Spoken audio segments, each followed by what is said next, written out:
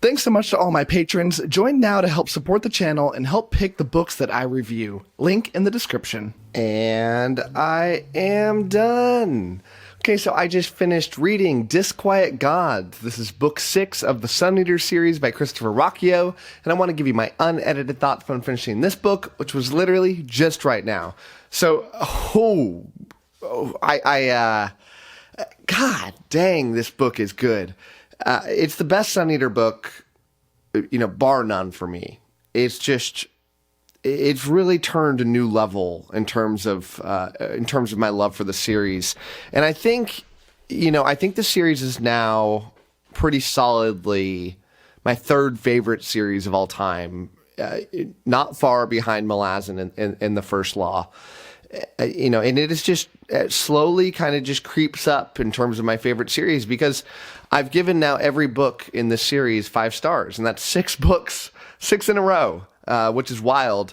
And I feel like, and I'd really have to reread them again to, figure out exactly how I feel about everything, because you feel differently about things over time. And but I think I like every book more than the previous one. And I hear so many people talking about how book 3 is just, so far above everything else. And I just don't feel that way. I feel like they just build off each other. And part of that, I think, is me falling more in love with the characters and the world as we go along, and the story being told, and the rich history that's, developing, and all this lore going out in the entire universe, and the huge amounts of time that are jumping around, and that huge sense of perspective that you get. So I don't know, but I really do feel like, this book took things to a different level, because at its heart, I feel like this book, more than the others, and the others have slowly been doing it since the ending of book 2 and then going forward. But this feels like a fantasy series that is kind of masquerading as a sci-fi series, because there's straight up magic going on here now. There's, I don't want to ruin anything. I don't want to go into too much depth. But, the gods are involved, and, people are dying and not dying, and all these, crazy concepts going on that you find so much in a rich fantasy story. But the fact that it's set in space, I feel like just makes people automatically think sci-fi. But it's obviously a blend of the two, but I love the direction it's gone. And it's going to be hard for me to talk about this a little bit without doing spoilers. I'm not going to do spoilers. I'm going to err on the side of not telling you, probably, hiding a lot of information from you, because I just truly want people to experience this wonderful, wonderful book, for themselves. But this book took things in a very wild direction, in a very bold direction, and in one that I feel like was a great risk to the author. And I don't know if risk is the right word, because I feel like people are this far in, they're probably all committed. You find that in series, and maybe authors could chime in and let me know differently, but it feels like once people read several books and they're locked in, it would take something catastrophically bad to get them shaken from that path. And I don't know that anybody would say this book is bad, but it definitely introduces some concepts that are way different in the previous ones, where we get the real story, the real truth of the universe kind of starts coming out here, and you start getting some real answers for a lot of inexplicable things that have been happening to the main character, that you are getting some weak answers as you go along, or you're getting answers but the reader doesn't understand what they mean or the context for them. But in this one, you finally get some straight up, like, no, this is what's happening. And it's not simple. And when I say that, I don't mean like complex, like you won't get it. It's not simple in the sense that it is very grand and takes things to a level that, I don't know that I've ever read a book that kind of takes things to this depth and the boldness that this takes. And if you haven't read this, you're going to be like, Matt, you're not telling me anything. And you got to experience this one. It's crazy good. I do suspect that this one will be a little more polarizing. I doubt you're going to have too many people say like it's their least favorite or anything. But I think you're going to get a lot of people say this is their favorite, and then you're going to get some people that say like, yeah, it's really good, but it's not quite up there because it took things in a weird way. I like weird. But this one did many things that worked so well for me. I talked briefly about these grand moments. If you've read this, I know that you know what I'm talking about. There was one chapter here. I don't know the chapter number. I should probably have written it down. But it was it was taking things to a different level, right? And that obviously probably the author put a great amount of care and attention into nailing this one chapter that he wrote. And from that moment on in the story, which was hundreds of pages, I almost couldn't put the book down. I was disappointed that I had to go to bed at one point, that I had to wake up and, live my life, because I just wanted to just be stuck reading this thing, because it gripped me. It gripped me in a way that the ending of like a Sanderson book will grip me, where just everything's coming together and just going lightning fast. The way a Malazan book will end, where it's these great convergences of power, and I just loved it. I found that in Sun Eater, it doesn't excel, and it's not trying to, but it doesn't excel on these like twists and trying to trick the reader. It's being a little more honest with the reader and taking you on these emotional depths, in making you try to feel what this character is going through in a way that I only feel like the stories that have ever done something similar to that is like Realm of the Elderlings, where it's this masterful character study over not just one character, but multiple characters, and learning about them over grand amounts of time. And in the Realm of the Elderlings, you get a character from their youth to older. Here you get it for literally hundreds and hundreds of years, because the author uses a very wonderful method of time, traveling through time. But this one did some twists in it that I didn't see coming, that were very inventive, very wonderful.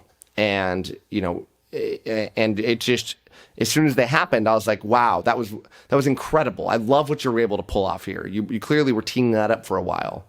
And it just had me gripped. I love so much about everything about the series, but I love so much how the author is able to take our main character Hadrian and take him literally hundreds of years going on. And the way the author does this is he says, there's this technology that is very prevalent in sci-fi stories where they'll like ice you, and they'll put you in like a, they'll freeze your body. I don't think it's literally freezing in the story, but you know what I mean. And you don't age, so you can go through time.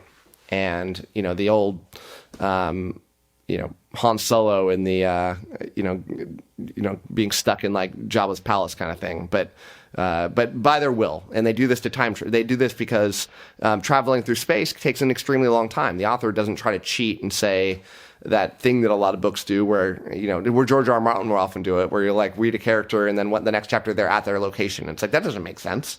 The timeline's not fitting. But here the author knows, like, look, space is big. Space is really big. And it will take you, tens, hundreds of years to get from point A to point B often. And I just love so much the characters that go through this, where some characters are going down and some aren't. And a character will wake up and the world has changed. And the main character goes through this because the main character himself can live for hundreds of years because he was, bred to be this special kind of higher class person, which a lot of people in this story are, but they can live hundreds of years. But he's now living, 1,000 plus, because a lot of it has been under. But, what this is able to do is to zip through the action, because this character will be like, oh, we finally got through this major action piece. And now we're going to have this calm down period where we're going to have this long travel time. And, in previous stories, what has been done is you're seeing a lot of that travel. The character at one point isn't able to go under.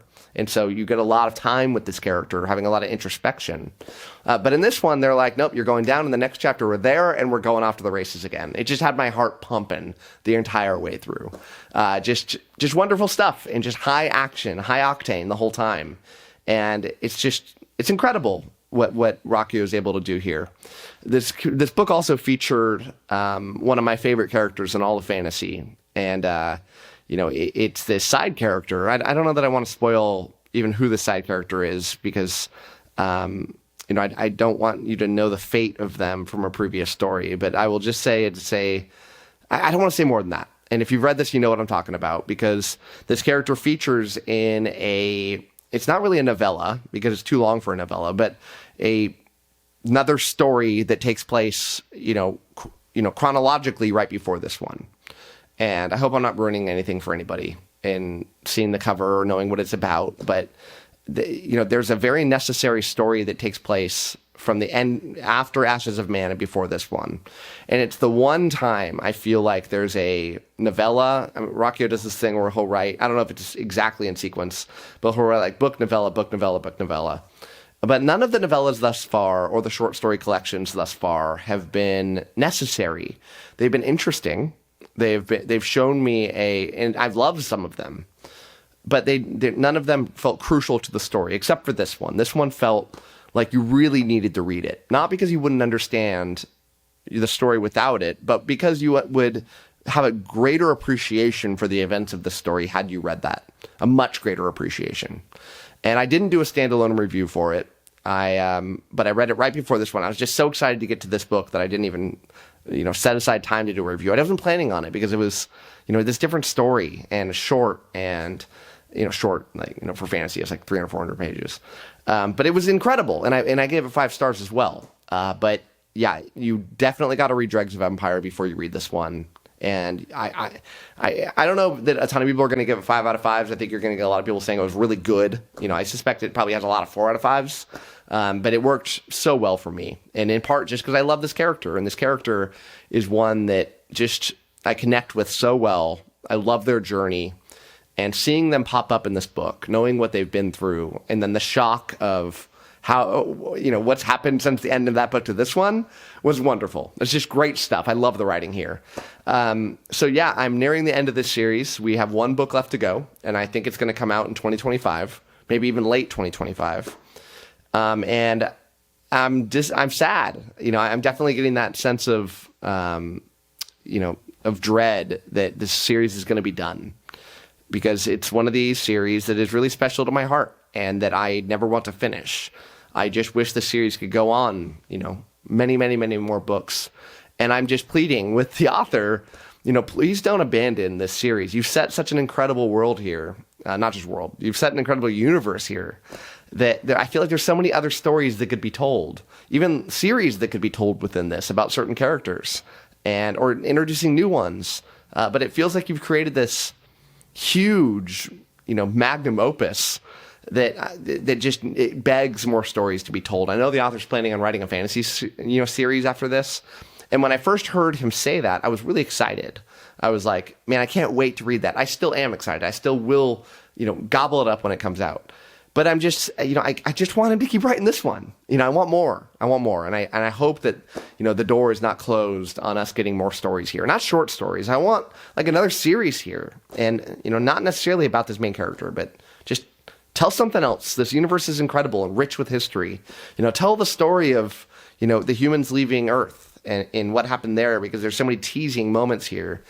Tell the story of, young 𝐿𝐿 Sagara, or however you tell his name, and how he got to be where he was, and, the trials and tribulations of that. Tell anything. I need more of it. So that's my plea to this author, if he happens to be watching this video. I'm sure many people have said this to him before, so I don't think I'm saying something unique. So I'm going to wrap it up there. Please go read Sun Eater. It is one of the most underrated, I don't know about underrated. I feel like everybody that reads it loves it. But it needs more. It needs more eyes. The series should be, one of the all-time greats for both fantasy and sci-fi. And it needs you to read it in order for that to get the attention it needs. So it deserves it, and you owe it to yourself to read such a wonderful series like this one. So that is it from me. Thank you so much for watching, and as always, happy reading to you. Thanks again to all my patrons, with a special shout out to my Ascendant tier and Librarian tier patrons: Amy, Alex P, Anna G, CJ, Doused, Darren, Daniel O, JD, Jonathan, Josh, Nathan T, Nev's Book Channel, 𝗏𝘅𝑒𝑥ia, Ron Reich, Russell, Ryan L, Sydney Baker, Slay, Tahir, Anna, Andra, Blair, Brock, Evan, Joe UK, Kat Mick, Marcus, Michael Sugarman, and Sky. Thanks for sticking to the end of this video, and if you want to watch some more content from my channel, click over here and I've got some good videos for you. Thanks so much.